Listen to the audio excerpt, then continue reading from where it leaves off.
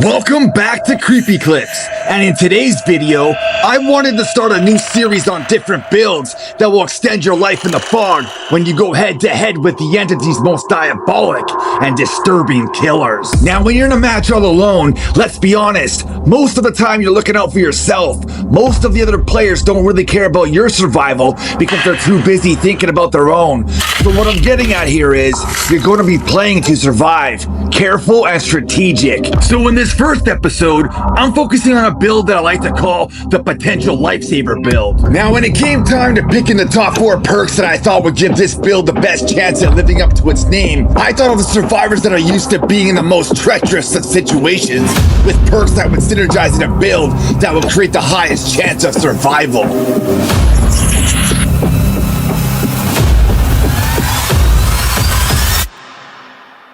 The first survivor I chose was Ashley J. Williams, a ladies' man, a sales clerk at S-Mart, never afraid to take on anyone in a fight, a mind that sees basic engineering concepts and applies mechanical processes to the design of new devices.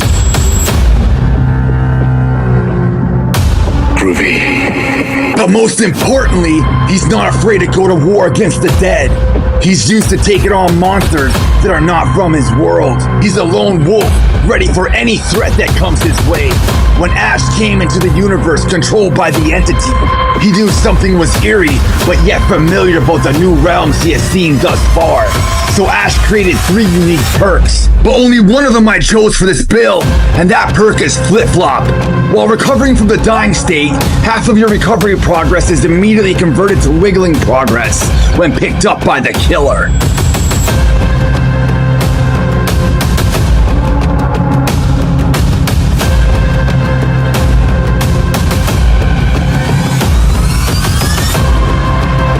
The second survivor I chose was the detective at the Metropolitan Police Department, a civil servant that's never afraid to face danger.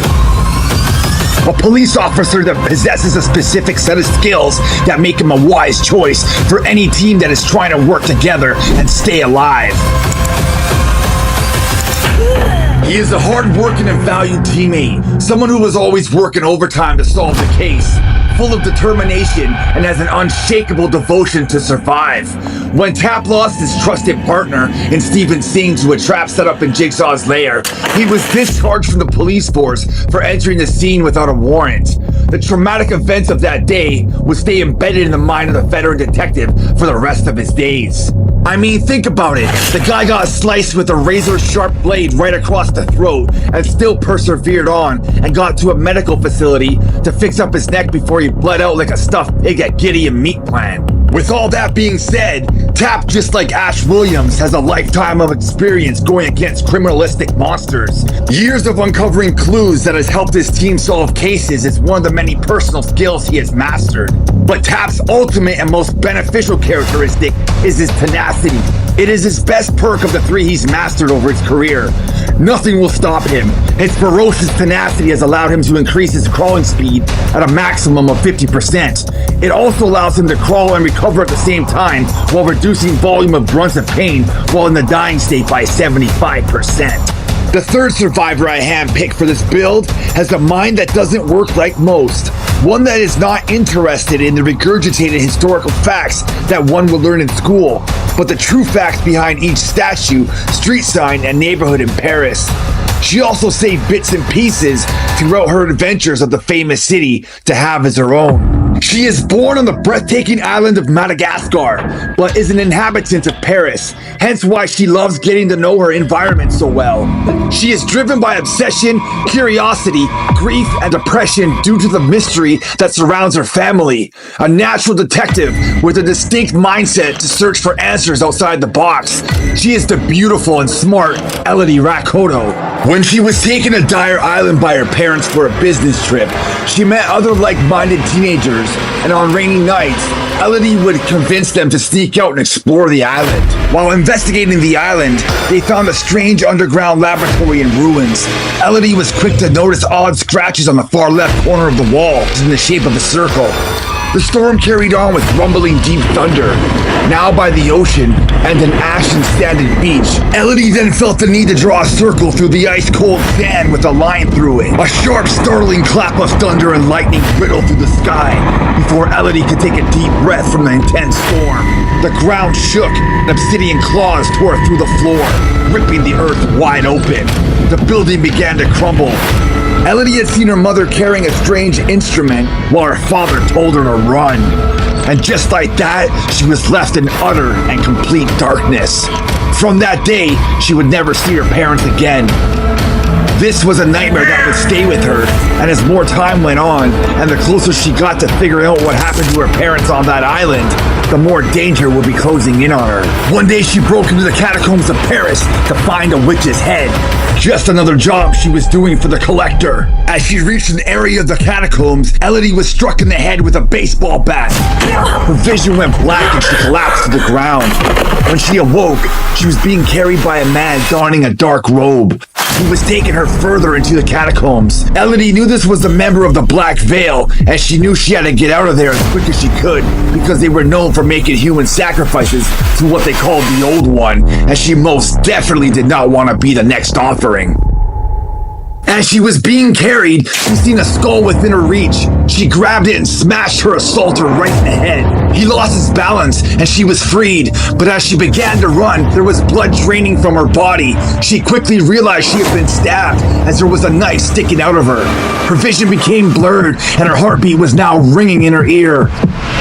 Elodie screamed before she realized she was being swallowed up by this abyss. The infinite, the whole, and the world that Elodie was from would know her no more. When she came to and could get her bearings about her, she knew without any hesitation at all, she was in a place unlike anything she'd ever experienced before. But just like the previous two survivors I've put in this build, Elodie is resourceful and strong-willed, but most importantly, ready for anything that comes her way. The reason I bring all of that backstory up for Elodie is because I wanted to show you just how much of a fighter she really is. Elodie brought some of her life experience from the old world with her into this new dark and ominous world in the form of 3 perks: appraisal, deception, and power struggle. Based off what you know so far about the potential lifesaver build, I bet you know which one of the 3 I'm adding to the build. If you guessed power struggle, you'd be right. The killer's ultimate goal is to sacrifice survivors to the entity. But when you're running power struggle, the killer has no clue that they're about to be smacked in the face with a splintered up old pallet. And when you drop it on them, you're running off to safety while they're left picking splinters out of their ugly mug. Whenever you're in the dying state, power struggle allows you to see the auras of available pallets. While you're being carried by the killer, once you reach 15% wiggle progress, you will activate this brilliant perk. You can drop a nearby standing pallet to stun the killer, a perk that Elodie treats as her personal life support when danger is lurking.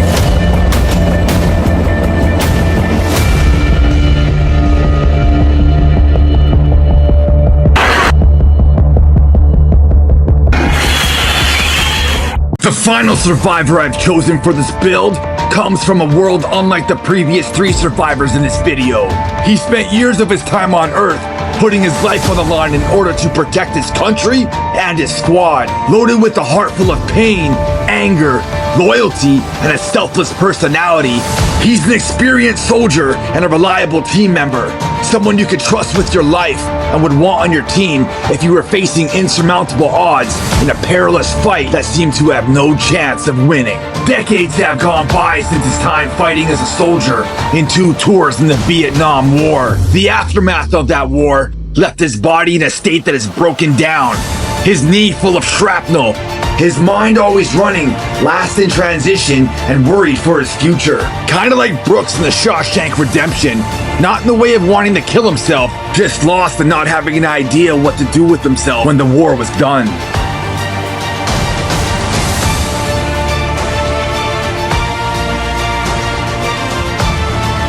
He would work odd jobs and years of searching for something to calm the fight in him, but had no luck doing so.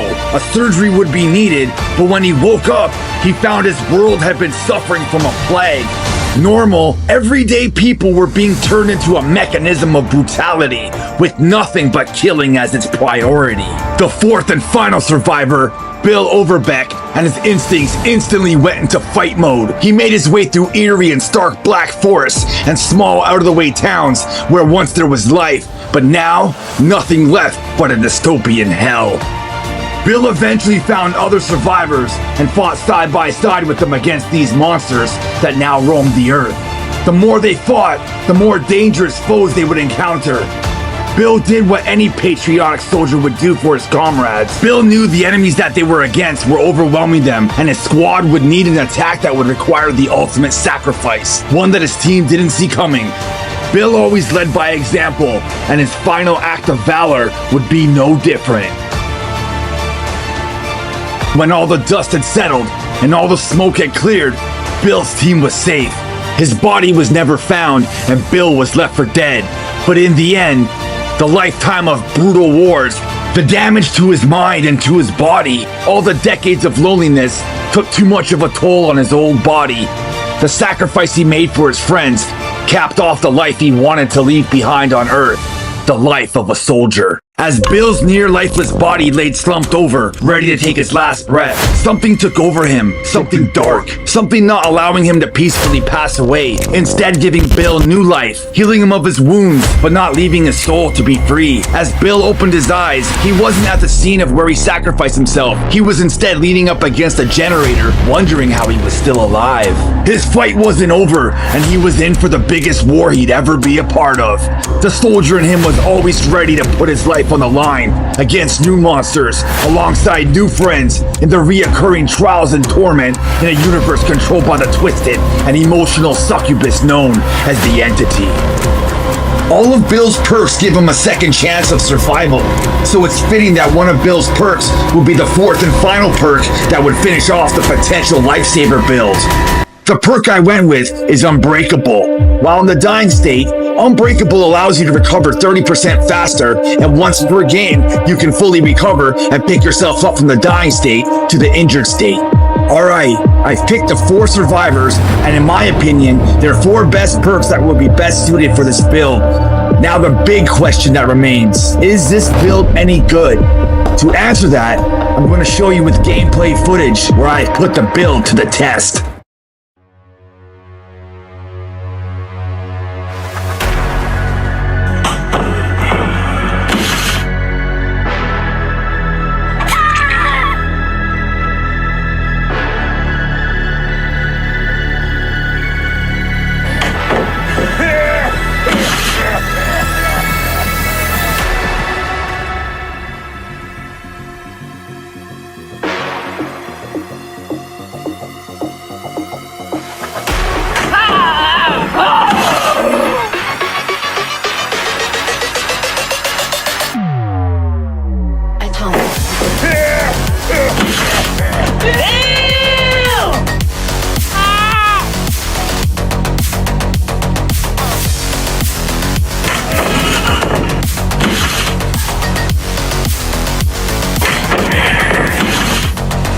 Right in the kitchen!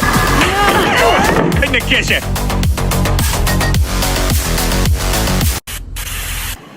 You gotta ask yourself a question. Do I feel lucky? Well, I think you better pull the trigger, because I don't give a fuck!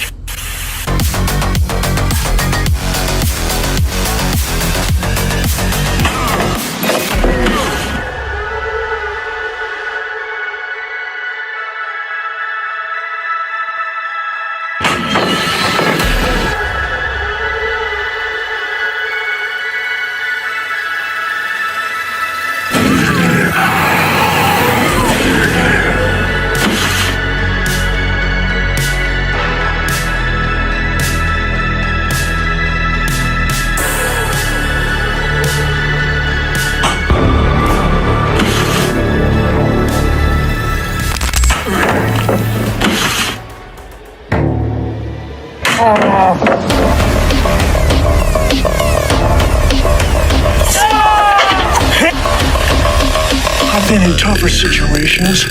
Let's get back on that horse, Nick.